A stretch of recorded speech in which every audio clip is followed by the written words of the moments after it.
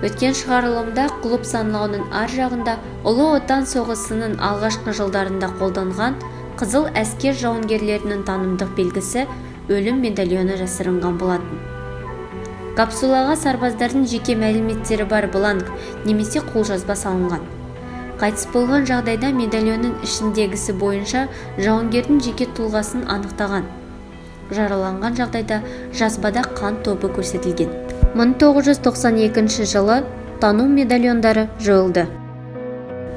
Өлім медальоны музейге медициналық қызметтің гвардия лейтенанты Карлаш Павел Андреевич тапсырды. Павел Андреевич соғыста 96-шы гвардиялық атқыштар дивизиясының құрамында шайқасты. Қызыл жұлдыз орденімен Мәскеуді қорғағаны үшін, Сталинградты қорғағаны үшін, Кёнигсбергті алғаны үшін, Берлинді алғаны үшін, Германияны жеңгені үшін медальдармен марапатталған. Соғыстан кейін Павел Андреевич Теміртау қаласына келіп, қалалық жедел жәрдем қызметінің негізін қалаушылардың бірі болды.